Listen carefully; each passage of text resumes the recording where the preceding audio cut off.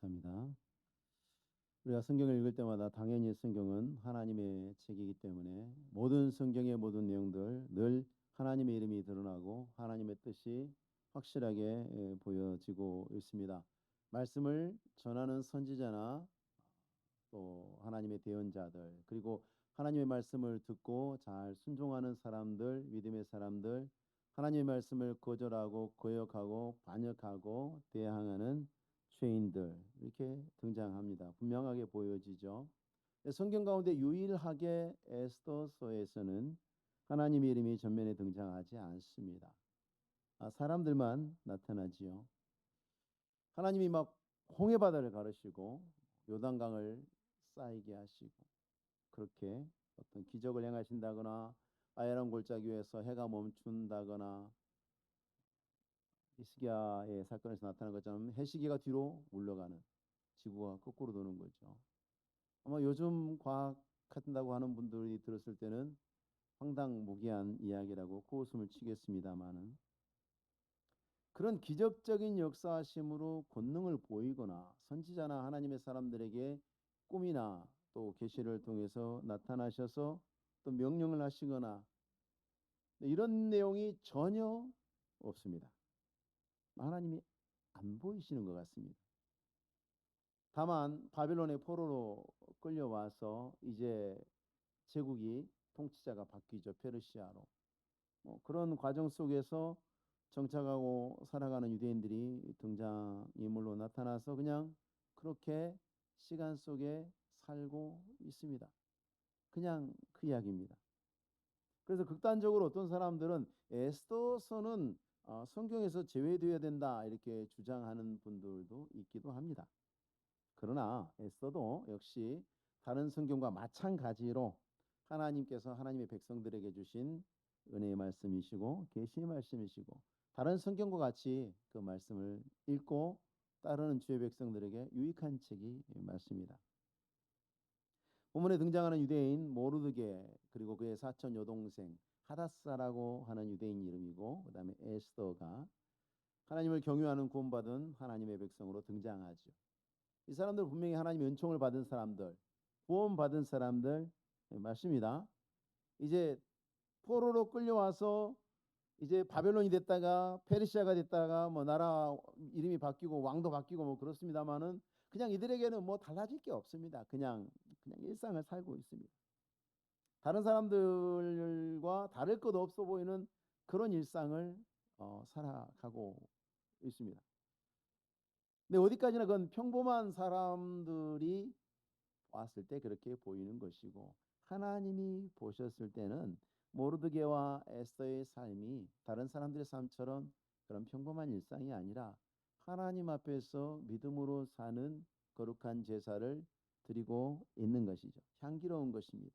로마서 12장 1절 2절 말씀에, 그러므로 형제들아 내가 하나님의 모든 자비하심으로 너희를 권하노니 너희 몸을 하나님이 기뻐하시는 거룩한 산 제물로 드리라. 이는 너희가 드릴 영적 예배니라. 너희는 이 세대를 본받지 말고 오직 마음을 새롭게 함으로 변화를 받아 하나님이 기뻐하시고 온전하신 뜻이 무엇인지 너희가 분별을 해라. 일상생활을 살면서 내가 어떻게 하면 하나님을 기쁘시게 할까? 어떻게 하는 것이 하나님의 말씀대로 사는 것인가? 그걸 분별하면서 살라는 거죠. 그게 제사라는 거예요. 다른 제사 드리지 말고 이 제사를 드려라. 이게 신약 성도들을 위한 말씀이라고만 생각하면 안 됩니다. 이건 거룩한 하나님의 백성들이 어떻게 믿음으로 살 것인가에 대한 하나님의 권면의 말씀이기 때문에, 거룩한 하나님의 백성들은 구약 성도들도 거룩한 하나님의 백성이죠. 그들도 역시 거룩한 믿음의 삶을 통해서 하나님을 기쁘시게 해야 한다는 데에서는 차별이 없습니다. 우리는 우리의 일상생활이 갖는 가치를 폄하하시면 안 돼요. 우리의 일상의 삶, 주일 되면 교회 오고 평일 되면 출근하고 퇴근하면 집에 가고 배고프면 밥 먹고 때로는 친구도 만나고 하는 그 모든 일상을 우리가 신앙으로 믿음으로 예수 믿는 사람으로서 살아가는 것을 절대 작은 일로 여기시면 안 돼요. 그거는 다른 사람들하고 비슷한 일을 하고 있는 것 같지만 하나님 보셨을 때는 우리가 지금 하나님을 예배하고 제사하고 있는 것으로 받으시는 겁니다. 모르드게와 에스더는 우리가 에스더에서 알고 있는 것처럼 하나님의 위대한 구원의 역사가 어떻게 일어날지 아무것도 모르고 있는 상태입니다. 우리야 에스더서에서 하도 많이 자주 보고 들으니까 에스더 그러면 당연히 왕후지. 결말은 당연히 그렇게 나겠지 하고 우리는 아는 얘기니까 그렇습니다만 이들에게 있어서는 에스더가 왕후가 된다는 건 생각도 못한 일이고 왕후가 돼서 왕궁에 들어가 봤더니 이 사단의 악마의 화신 하만이 왕 옆에서 또아리를 들고 도사리고 있을 줄은 생각도 못했고 모든 인류 역사 가운데 있었던 대제국들 중에서 가장 먼저 가장 획기적으로 다른 민족의 종교나 다른 민족의 그 민족들 자체를 그렇게 관대하게 대해주는 것을 기본 정책으로 갖고 있었던 이 페르시아라는 나라에서 유대인들을 다 죽여도 된다. 그들의 자산을 다 약탈해도 된다. 이런 말도 안 되는 정책을 왕명으로 선포해서 그것이 위기로 다가올지는 상상도 못했을 것입니다. 상상도 못하고 지금 살고 있는 거예요. 근데 우리가 분명히 알아야 하는 것은 에스더 뒤쪽에 전개가 되는 하나님의 극적인 놀라운 하나님의 반전이 있기까지 그 앞부분에 장황하게 기록되어 있는 이 일상의 평범해 보이는 내용들이 다 사슬처럼 하나도 빠지거나 버려지는 것 없이 연결이 되어서 하나의 결말로 이어지고 있다는 것을 우린 절대 잊으면 안 돼요. 며칠 전에 우리나라에서 만든 비행기가 첨단 비행기가 이륙하고 뉴스에도 나오고 그랬습니다만 얼마나 많은 부품이 들어가는지 몰라요. 정말 세밀한 인간이 만들 수 있는 어떤 것들보다도 세밀하고 아주 엄청나게 미세한 기계입니다. 하나라도 잘못되면 바로 떨어지는 겁니다. 근데 그것들이 다 완전했을 때에 그게 비행기가 정상적으로 작동하는 것처럼 하나님의 역사도 마찬가지입니다. 우리가 그냥 하루하루 사는 그 삶들을 통해서 하나님은 장차 우리를 통해서 이루실 일들을 완성하시는 거예요. 그 하루하루를 모아서 유대 민족의 구원이라는 어마어마한 놀라운 역사를 지금 보이지 않는 물밑에서 퍼즐처럼 맞추고 계시는 거예요. 다니엘서에 나타난 것처럼 벨사살 왕의 궁전에 연회를 하는데 하얀 손이 나타나서 궁전 벽에 글씨를 쓴다거나 그런 일들만 하나님의 위대한 역사요 기적이라고 생각하면 그건 굉장히 근시안적으로 성경을 보는 것입니다. 하나님이 하시는 모든 일이 위대한 역사입니다.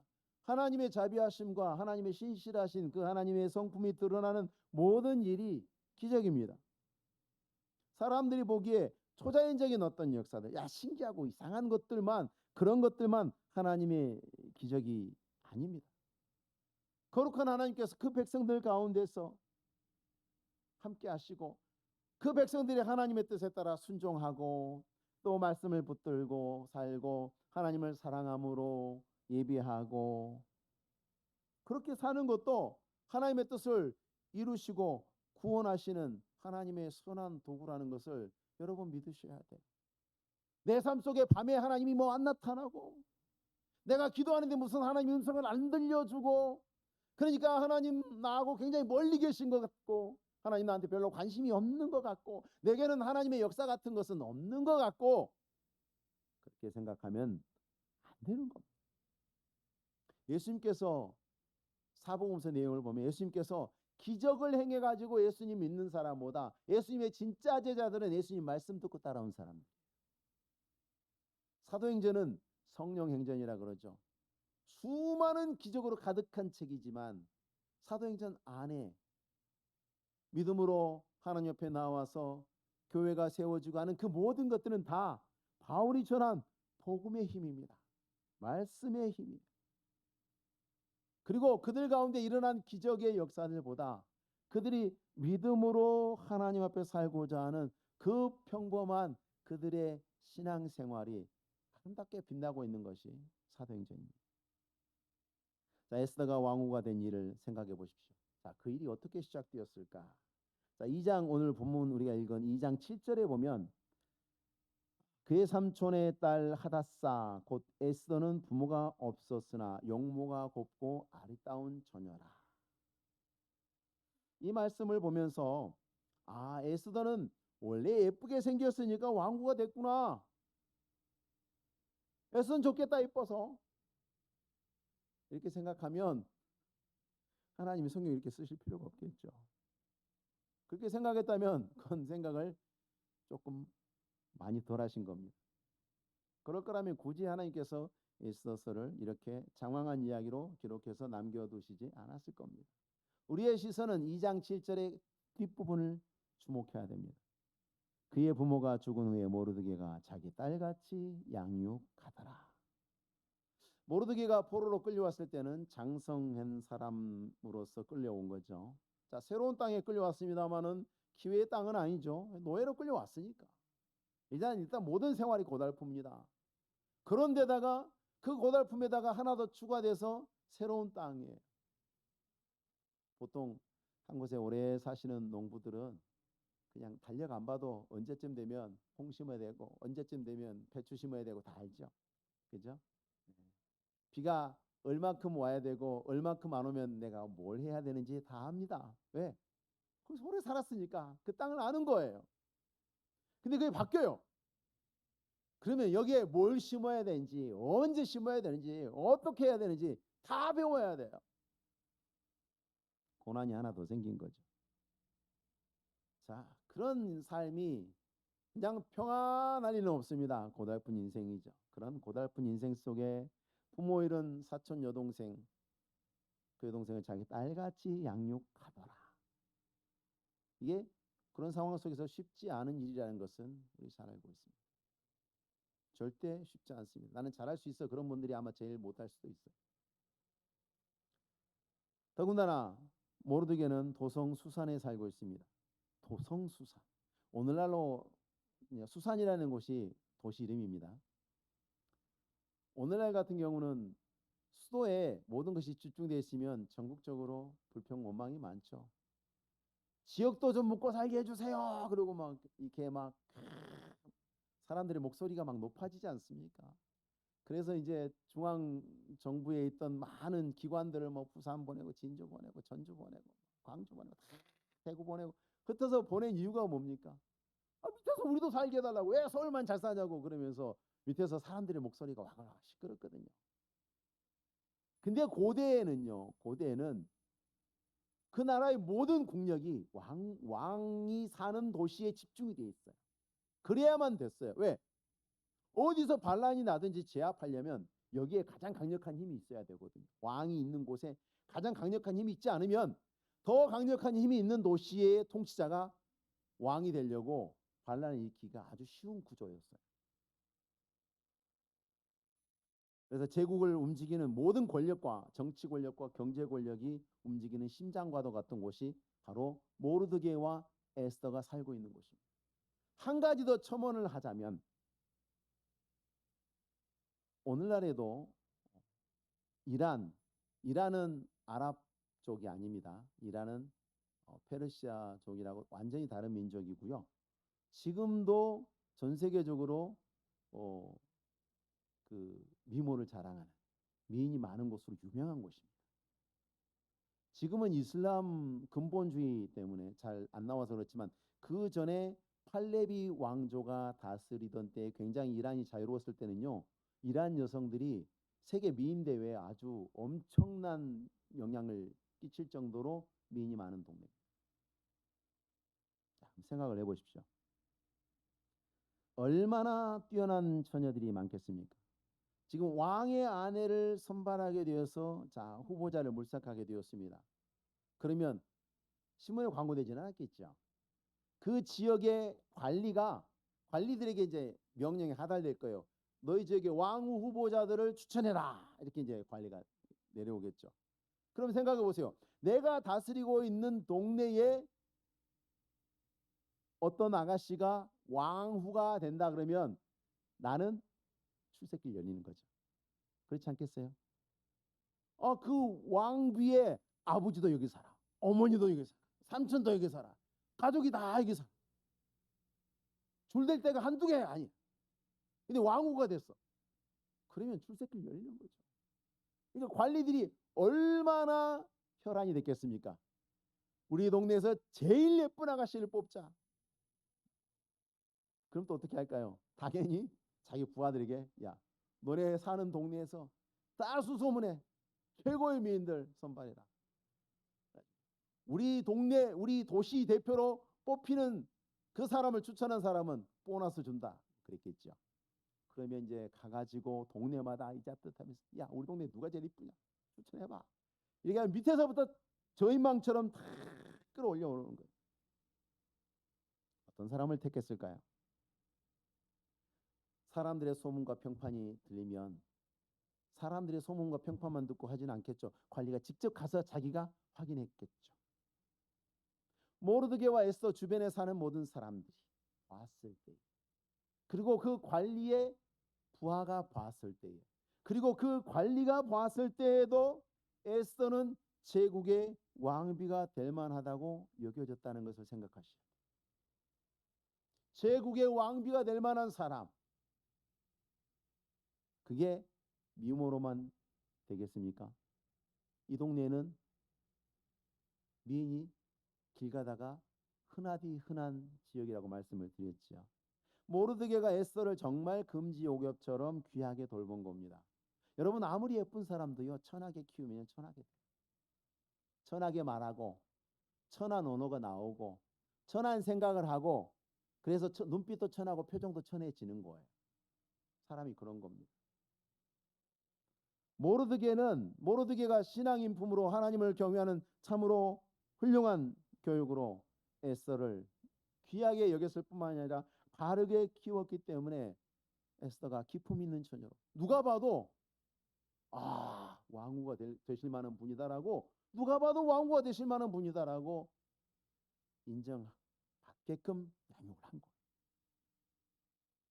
귀하게 키웠을 뿐만 아니라 바르게 키운 거죠. 10절 20절에 보시면 에스더는 모르드게가 명령한 대로 그 종족과 민족을 말하지 아니하니 그가 모르드게의 명령을 양육받을 때와 같이 따름이더라. 종족과 민족을 말하지 마라, 말해라, 이게 중요한 게 아니고 에스더가 모르드게를 공경했다는 것입니다. 에스더가 모르드게의 양육에 대해서 공경함으로 받았다는 것입니다. 하나님이 내 부모를 공경하라, 십계명의 첫 번째 계명으로 준 거죠. 모르드게가 그렇게 가르쳤고 에스더가 그렇게 배운 거예요. 에스더는 모르드게를 통해서 정말 경건의 훈련을 충실하게 받았다는 것을 알 수 있어요. 오늘날 우리가 살고 있는 사회의 인간관이 심히 부패하고 타락하고 썩었다는 것을 알고 계셔야 합니다. 어떤 남자가 무엇이냐, 어떤 여자가 무엇이냐, 어떤 아빠가 무엇이냐를 말할 때에 사람들이 말하는 그 천박한 인식을 여러분들이 귀로 듣고 여러분의 마음에 받아들이시면 안 돼요. 얼마나 그것은 천박한 것입니까? 정말 어떤 사람이 아름다운 사람이고 어떤 사람이 멋진 사람인지에 대해서 기준을 성경에서 찾으셔야 해요. 그게 진짜인 것입니다.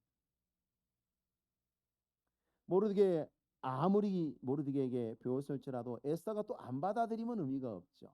에스더가 그 양육을 믿음으로 받아들이고 자기의 삶으로 살아내지 않았다면 에스더의 이야기는 또 전혀 다른 이야기로 기록이 되었을 거예요. 근데 에스더는 받아들였어요. 그리고 그렇게 성장했어요.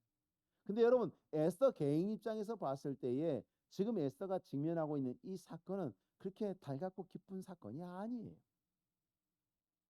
지원에 의해서 에스더가 저도 왕비 될래요, 왕비 시켜주세요 라고 응모한 게 아니라는 거예요. 고대 왕국의 권력에 의해서 사출되는 거예요. 내가 원하지 않아도 너 그러면 와야 되는 거예요. 그때는 그랬어요. 우리나라도 옛날에 조선시대 그 왕조시대에 그랬어요. 왕조시대 아니라도 40 몇 년 전에 우리나라도 그런 일이 있었어요. 그건 다 아는 사실. 권력을 가지고 사람들을 잡아다가 이용하는 거죠. 그 여인들은 이용당하는 거예요. 이용당하고 버려지는 거예요. 어떻게 따지면. 자, 왕과 하룻밤을 보내고 난 다음에 왕의 마음에 안 들면 왕이 안 불러요. 그럼 잊혀지고 버려져서 남은 인생을 왕궁 한 구석에 갇혀서 쓸쓸하게 보내야 돼요. 다른 사람과 결혼하지도 못하고 다른 인생을 살지도 못하고. 이거 나오지 않습니까? 지금 후궁이 두 군데가 있어요. 하나는 헤게가 다스리는, 왕에게 가기 전에 여자들을 모아두는 곳이 헤게가 다스리는 곳이고, 왕에게 다녀온 후궁들은 어떻게 됩니까? 14절 말씀에 보시면 저녁이면 갔다가 아침에는 둘째 후궁으로 돌아오지요. 이때는 관리자가 달라져요. 넷이 사스가스가 관리하죠. 거기서 이제 왕이 다시 부르지 않으면 거기서 늙어 죽을 때까지 갇혀 있는 거예요. 500명 중에 왕후 한 명 뽑는다 그러면 499명의 운명이 이렇게 되는 거예요. 그러면 500분의 1의 확률을 믿고 내가 왕후 될지도 모르니까 나 한번 도전해 보겠어. 정말 그랬을까요? 아마 대부분은 원치 않았을 것입니다. 기왕 선발된 거, 이제 선발된 처녀들은 필사적으로 자신의 아름다움과 매력을 통해서 왕을 매혹시켜야 됩니다. 단 한 번의 기회밖에 없습니다. 14절 말씀 보시면 왕이 그를 기뻐하여 그의 이름을 부르지 아니하면 다시 왕에게 나아가지 못하더라. 이런 상황 속에, 지금 필사의 상황 속에서 절제는 어울리지 않죠. 얼마나 필사적이었겠어요. 보석 하나라도 덜어달아서 예쁘게 해야. 화장품, 최고의 화장품, 수입되는 최고의 화장품은 없을까? 이런 거. 더 화려한 옷, 더 멋진 옷은 없나요? 그런데 에스더는요, 마치 다른 세계에 사는 사람 같아요. 이 치열한 경쟁에 전혀 상관없는 사람처럼 행동합니다. 15절에 보십시오. 궁녀를 주관하는 내시에게가 정한 것 외에는 다른 것을 구하지 아니하였으나 모든 보는 자에게 사랑을 받다. 그냥 기본 옵션. 기본 옵션을 해도 저는 사파이어를 몇 개 좀 갖다 주세요. 달고 갈 거예요. 저는 여기에 빨갛게 거기다 파란색으로 수놓은 그런 어떤 뭐 겉옷을 하나 더 주세요. 뭐 이런 식으로 계속 이제 그 여인들이 어떻게 하면 내 아들 더 예쁘고 아름답고 멋지게 보일까? 기회는 한 번밖에 없으니까. 여기서 실패하면 자기는 이제 궁전 한 구석에 갇혀가지고 죽을 때까지 거기 있어야 되니까. 누가 그런 걸 좋아하겠어요? 그러니까 그런 운명이 되지 않기 위해서 필사적으로 노력하는데 에스더는 넷이 헤게가 정한 것 외에는 다른 것을 구하지 않아요. 필요한 거 없어요? 됐습니다. 감사합니다. 충분합니다. 충분할까요? 그건 기본적으로 주는 거고 그 외에 자기 나름대로 자기의 독특성을 꾸미기 위해서 네가 필요한 거 있으면 다 말해 내가 줄게. 이건 이미 열려 있는 거예요. 얼마든지 그렇게 해도 되는 거예요. 네, 에스더는 하지 않아요. 13절에 다른 사람들은 어떻습니까? 처녀가 왕에게 나아갈 때는 그가 구하는 것을 다 주어 후궁에서 왕궁으로 가지고 가게 하고 다 뭐든지 페르시아 왕궁에 있는 것이라면 네가 원하는 것은 무엇이든지 허락해 주는 거. 에스더는 이 상황에서 유일하게 절제의 덕을 드러냅니다. 왜 그렇게 할 수 있는가? 모든 것이 하나님의 손에 있다. 하나님이 나를 인도하신다. 하나님이 그의 선하신 뜻을 이루실 것이다. 신뢰하는 사람에게만 나타나는 열매죠. 하나님의 손에 맡기고 아무것도 하지 않는다는 뜻이 아닙니다. 뿐만 아니라 왕후가 된 이후에도 모르드게에게 양육받을 때처럼 모르드게를 존경합니다. 존중합니다. 부모가 나이 들어서 늙고 병들고 경제력도 없어지면 함부로 대하는 자녀들의 이야기를 듣는 것은 어렵지 않죠. 정말 악한 일입니다. 에스더는 왕후의 자리에 올랐음에도 불구하고 모르드게의 가르침을 계속해서 따르고 있습니다. 그를 존경하고 있습니다. 존중해주고 있습니다. 모르드게가 제보한 왕을 암살하려는 음모를 왕에게 알릴 때에도 다른 모르드게의 이름으로 합니다. 당연한 것이라고 생각하기 어려운 것이 여러분 페르시아의 왕후의 자리는 높은 자리인데 안정된 자리는 아니에요. 그 앞에서 봐서도 아시겠지만 왕후 와스디 한 번에 날아가는 겁니다. 얼마든지 왕이 마음이 조석으로 바뀌면 어떻게 될지 모르는 것이 왕후의 자리. 근데 왕의 생명을 구하는 일에 왕후가 관여했다 그러면 왕이 내가 왕후에게 내가 신세를 졌으니 우리 왕후를 함부로 해서는 안 되겠구나. 뭐 그런 마음을 품을 수 있잖아요. 내가 잘 되면 나중에 우리 모르게 오빠에게 내가 잘해주면 되지 뭐. 이렇게 생각할 수 있거든요. 왕에게 한 번이라도 더 인정을 받으려고 하는 그런 유혹을 받았을 겁니다.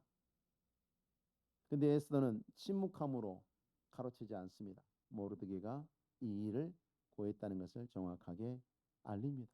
에스더의 겸손과 공의가 덕으로 드러납니다. 하나님을 믿음으로 하나님의 선하심에 따라서 올바르게 살고자 하는 신앙의 덕이 아니면 이렇게 하기 어렵습니다. 할 수 없습니다. 근데 모르드게도 한번 보십시오. 19절에 보시면 모르드게가 대궐 문에 앉았더라 이렇게 되어 있는데요. 이거 예사로운 말이 아닙니다. 페르시아의 거대한 제국에 왕이 생활하면서 출입하는 출입문입니다. 왕이 생활하는 곳을 지키는 자리입니다. 직급은 낮는데 굉장히 중요한 자리입니다. 그런 자리들 있죠. 직급은 낮은데 굉장히 중요한 일. 여러분 육군 각 군에 부사관인데 대표 원사들이 있어요. 참모총장 직속 원사들이 있어요. 그분들은 장교 아니에요. 원사인데도 불구하고 굉장히 높은 보직입니다. 계급은 낮은데 굉장히 중요한 자리예요. 그런 것처럼 왕이 출입하는 출입문을 지킨다. 이건 왕이 내 목숨을 맡길 만한 사람이라고 인정받은 사람들이 그 일을 하는 거예요. 왕이 출입문이에요. 이 안에서 왕이 잠도 자고 생활을 해요. 그걸 지키는 사람이에요. 근데 이 사람이 암살자들 검문도 안 하고 서로 눈으로 사인 주고받으면서 왕 없애버려. 그러면 왕 죽는 거예요. 끝나는 거예요. 절대로 그렇게 하지 않을 사람을 여기다 세우는 거예요. 근데 모르드게가 지금 포로로 노예로 끌려와가지고 여기에 있습니다. 왕의 출입문을 지키는 관리의 자리까지 오른 것입니다. 이 사람이 얼마나 성실하고 얼마나 훌륭한 사람으로 믿을 만한 사람으로 인정받았는지 충분히 짐작할 수 있는 부분입니다. 더군다나 왕을 암살하려는 내시 두 사람이 원한을 품고 음모를 꾸미는 것을 알게 되었어요. 어떻게 알게 되었을까요? 학자들은 두 가지 정도를 이야기합니다. 한 가지는 뭐냐? 이 페르시아라는 제국 자체가 너무너무 어마어마하게 커서 각 동네마다 다 언어가 다른데 이 두 사람이 자기들만 아는 언어로 이야기를 한 건데 모르드게는 이미 페르시아에 통용되는 많은 언어들을 통달한 사람이었다는 거죠. 모른 척하고 듣는. 제가 오래전에 선교훈련을 받을 때 필리핀에서 선교훈련을 받은 적이 있었습니다. 저희가 이제 잠깐 이제 쉬는 시간이 있어서 해변가에서 노는 시간이 있었는데 선교사님이 오셔서 우리 안내해 주기로 해서 우리가 이제 선교사님 기다리면서 놀고 있었죠. 근데 저쪽에서 까맣고 이렇게 보통 필리핀 사람들이 뚱뚱하신 분이 별로 없거든요. 까맣고 샤츠를 입었는데 이렇게 터질 것 같은 이렇게 막 옷이 터질 것 같은 이런 분이 막 이렇게 걸어 오시니까 우리 자매님들이 막 웃으면서 그랬어요. 어머 저 아저씨 봐, 저 필리핀 아저씨 봐. 오, 배 좀 봐, 배. 오, 막 그러면서 막 웃었어요. 한국말로.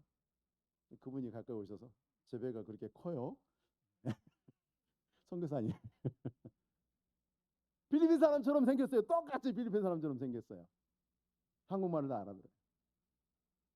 모르드게가 이 두 사람의 그 은밀한 대화를 자기들만의 나누는 대화를 알아들었을 정도로 박식했다. 두 번째는 여러분 왕의 살해 음모를 꾸민다 그러면은 쫄병 둘이서 할 수 있는 일입니까? 보통 이런 것은 굉장히 고위직들하고 다 연관이 돼 있죠. 그렇게 해서 하는 거지 밑도 끝도 없이 그렇게 하진 않아요. 그러니까 이 음모를 알았다고 해도 내가 보고를 잘못하면 이 음모의 주동자 중 한 사람에게 보고하면 나는 끝나는 거야. 지도새도 모르게 없어지는. 원래 그게 생리예요. 그래서 이런 영모를 알아도 함부로 보고할 수 없는 거예요, 이게. 그런데 그게 모르드게에게 보고가 됐다고 한다면 그 음모를 아는 누군가가 모르드게에게 보고를 했다는 얘기는 뭐냐면 이 사람은 절대로 왕을 배신하지 않을, 이 사람에게 보고를 하면 절대로 이 사람은 절대 반역 같은 것에 관여할 사람이 아니다라는 것이 사람들에게 인식이 돼 있다는 거예요. 그랬으니까 모르드게 귀에 이게 들어온 거죠. 어느 쪽이든지 간에 모르드게는 페르시아 사람들 가운데에 정말 믿을 만한 사람, 정말 성실함으로 그 실력이 인정받는 사람으로 살고 있었다는 것이 틀림없습니다. 하나님 믿고 경외하는 사람들의 인생을 허투루 살지 않습니다. 허투루 살아서도 안 됩니다. 하나님이 기뻐하시지 않습니다. 세상의 욕심쟁이들은 자기 욕심을 더 채우기 위해서 열정적으로 일하나, 젊었을 때 열정적으로 일하는 거야. 돈 적게 받겨도 열심히 일하는 거야. 왜 자기 아들들은 그렇게 안 시켜? 자기 딸들은 왜 그렇게 안 시켜? 세상의 욕심쟁이들은 그런 욕심으로 사람들에게 그렇게 말하지만 하나님은 전혀 다른 의미로 우리에게 말씀하십니다. 최선을 다해라. 어디서든지 최선을 다해라. 열심히 살아라. 진실해라. 그들과 하나님이 다른 것은 뭐냐면 하나님 그렇게 말씀하시고 그 말씀에 순종하는 자들에게 하나님께서 기억하심으로 상 주시기 때문에 그게 다른 거예요. 세상 사람들은 뺏어가기만 하고 줄 생각이 없는 거죠. 하나님은 그렇게 말씀하시고 그렇게 사는 우리를 격려하시고 상을 주십니다. 성경에 기록된 사람들 가운데 하나님을 참으로 경외하는데 게으르고 자기 일에 나태한 사람이 있었습니까? 없어요. 하나님의 은혜를 받고 하나님의 부름을 받은 사람들은 전부 다 열심히 특심인 사람들이에요. 그럴 수밖에 없어요. 하나님의 성품이 그러시니까. 이렇게 모르드게와 에스더가 페르시아 땅에 포로로 끌려왔지만 하나님의 백성으로 지금 최선을 다해서 말씀을 따라 살고 있어요. 말씀을 따라 최선을 따라 살고 있어요. 모르드게는 쉽지 않은 상황 속에서도 에스더를 그렇게 훌륭하게 양육하고 자기도 최선을 다해서 왕에게도 인정을 받고 왕의 생명과 안전을 책임지는 궁정의 문지기 역할을 충실하게 하고 있습니다. 에스더도 어쩌면 내가 원하지 않는 자리에 끌려왔습니다. 왕후 선발하는 일에 휘말려 왔습니다. 치열한 경쟁과 다툼과 견제에 휘말리고 같이 그러고 있지 않습니다. 하나님을 경외하는 믿음의 도리를 따라 절제하고 왕후가 된 다음에도 겸손하고 도리를 따라서 믿음으로 살고 있습니다. 다른 계산 없습니다. 하나님의 말씀에 따라서 신앙의 덕성대로 살고 있습니다. 그 전에 폐위된 왕후 와스디는요, 교만하고 거역한 사람이었다는 것과 비교하면 정반대죠. 와스디에 대한 기록을 보면요, 왕이 신하들에게 왕후가 얼마나 예쁜지 자랑하고 싶었다 그랬어요. 와스디도 엄청난 미인이었다는 뜻이에요. 그런데 성품이 그렇지 않았죠. 아하수에로 왕은 어떻습니까? 쾌팍한 남봉꾼이에요. 이 사람은 지금도 그렇고 앞으로도 남봉꾼입니다. 에스더를 왕비로 얻은 후에도 19절을 보십시오. 처녀들을 다시 모을 때에 뭐 하려고 모았겠어요? 자기의 욕구를 채우려고 왕비 놔두고 처녀들을 또 모아서 방탕한 행동을 하고 있어요. 나중에 하만의 음모가 진행될 때도요, 여전히 아하수에로는 그렇게 살고 있어요. 좀 한심한 사람이에요, 이 사람.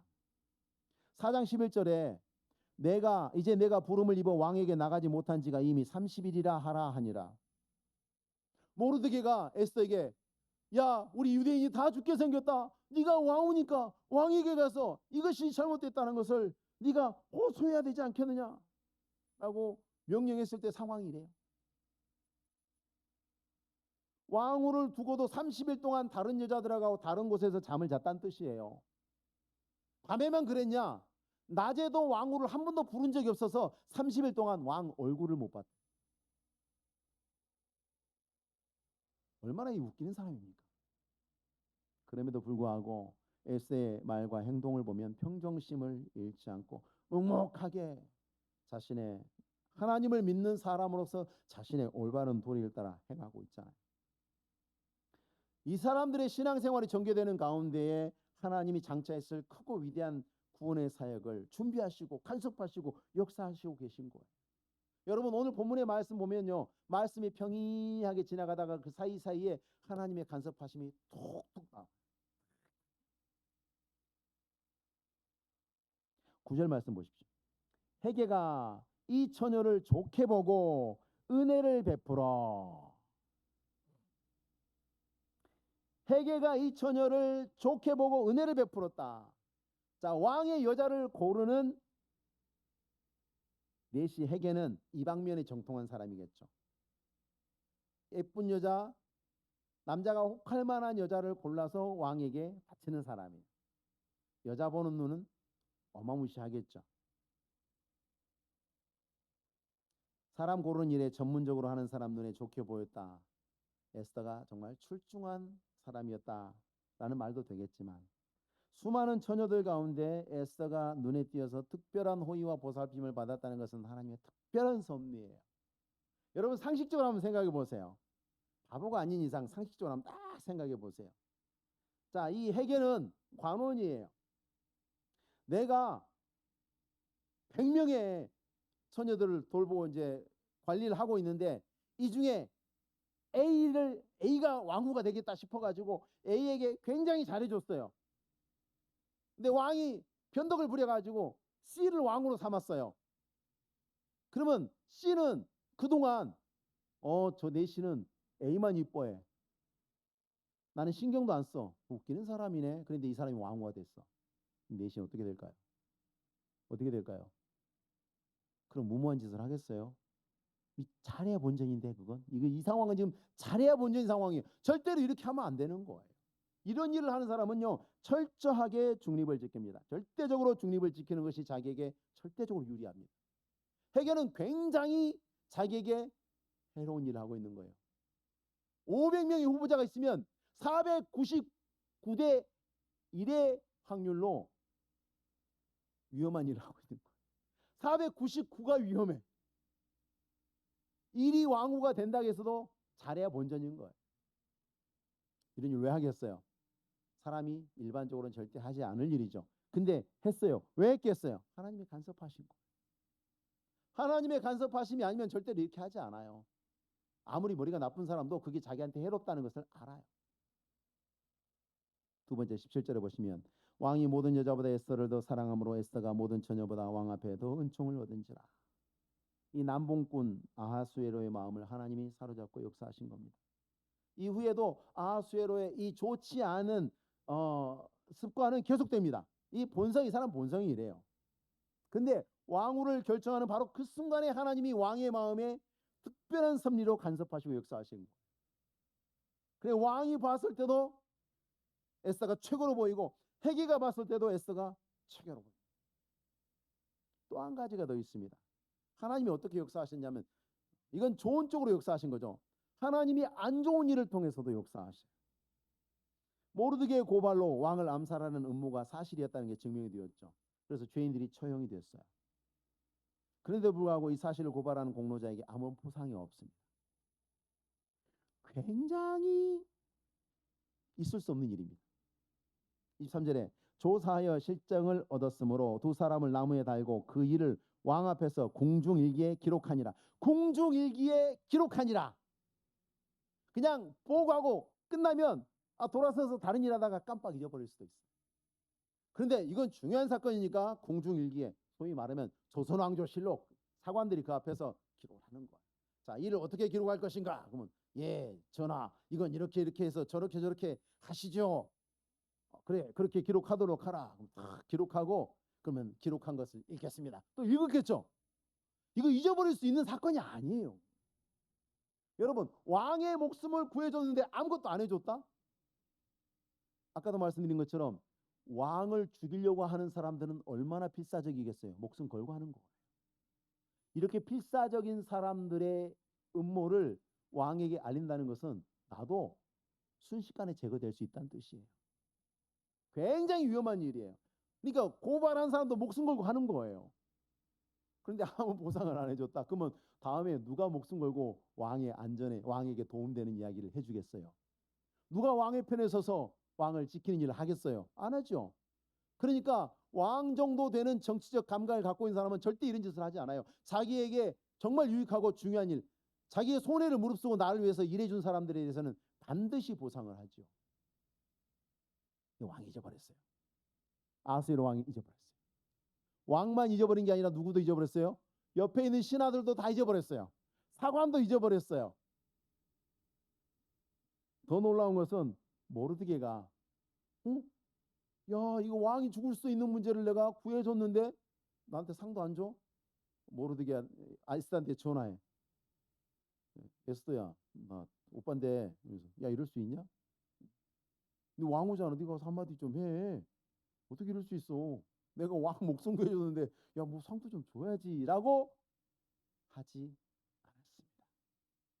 모르드게도 그 일에 대해서 말하지 않습니다. 이것이 모르드게가 서운했겠죠? 안 서운하겠어요? 서운했겠죠. 그럼에도 불구하고 하나님께서 이 일을 묵혀두십니다. 나중에 결정적일 때 이 사건이 사용됩니다. 하나님이 묵혀두시는 거예요. 모르드게의 당장 입장에서 봤을 때는 굉장히 서운한 거죠. 야, 내가 하나님 앞에서 믿음으로 살고 옳은 일을 위해서 옳은 일 따르라 의의 길을 내가 옳은 일을 위해서 옳은 일을 했는데 야, 내가 아무런 보상이 없네. 아무도 안 알아주네. 근데 괜히 했나? 그러지 않았습니다. 여러분, 우리는 에스더를 읽으면서 이 일련의 일들이 모두 다 유다 백성들을 악한 하만과 사탄의 손에서 구원하시려는 하나님의 큰 계획 가운데 있었다는 것을 우리는 알 수 있습니다. 그런데 이 이야기를 들여다보면 이 일들이 에스더나 모르드게에게 반드시 좋은 일만은 아니었어요. 평범한 일도 있고 피하고 싶은 일도 있고 심지어는 서운하고 억울한 일들도 뒤섞여 있어요. 그 가운데서도 내가 하나님의 백성으로 하나님 앞에 믿음의 사람으로 내 믿음의 도리를 다하고 하나님 앞에 의를 구하고 하나님이 아시니 하나님이 갚아주실 거라는 믿음으로 살 때에 하나님이 그들을 돌보시면서 그들과 동행하시고 그 모든 좋고 나빠 보이는 일들을 통해서 하나님의 선하신 뜻을 이루고 계신다는 것을 우리는 보았어요. 여러분, 우리는 에스더 본문을 읽으면서 로마서 8장을 고백해야 합니다. 우리가 알거니와 하나님을 사랑하는 자 곧 그의 뜻대로 부르심을 입은 자들에게는 모든 것이 합력하여 선을 이루느니라. 그런즉 이 모든 일에 대해 우리가 무슨 말을 하리요? 만일 하나님이 우리를 위하시면 누가 우리를 대적하리요? 이 모든 일에 우리를 사랑하신 이로 말미암아 넉넉히 이기느니라. 그러므로 여러분, 여러분의 일상 매일매일 쳇바퀴처럼 도는 것 같은 여러분의 일상, 직장에서 일할 때도, 가정에서 살 때도, 교회 와서 신앙생활할 때도 매일 만나는 그 사람 매일 하는 그 일이라고 생각하지 마시고 하나님 앞에서 때로는 좋은 일도 있고 하기 싫은 일도 있고 서운한 일도 있고 그렇지만 그럼에도 불구하고 믿음의 덕을 세우시고 하나님 앞에서 하나님이 기뻐하실 만한 일을 하나님이 기뻐하실 만한 마음으로 최선을 다하시며 그 일들을 통해서 하나님께서 아름답고 귀한 열매들로 갚아주실 줄로 믿습니다. 기도하겠습니다. 거룩하신 하나님 아버지, 우리는 일생에 살며 많은 일들을 겪습니다. 우리가 그 일들 가운데 당장 그 일로 인해서 일희일비하지 않게 하시고 언제나 변함없이 반석과 같이 흔들림 없이 하나님 앞에 그럼에도 불구하고 믿음으로 하나님을 경외하며 교회를 섬기며 주께 기뻐하시는 일들을 또 삶을 감당하는 저희들 되게 하옵소서. 그 모든 것을 통해서 하나님께서 반드시 주의 백성들을 선한 일을 이루시고 좋은 것으로 갚아주실 줄 믿사오니 이 믿음으로 하나님 오늘도 내일도 우리가 하나님 앞에 믿음으로 살고 승리하는 종들이 되게 하옵소서. 감사를 드리며 예수님의 이름으로 기도하옵나이다. 아멘. 찬송가 300장입니다.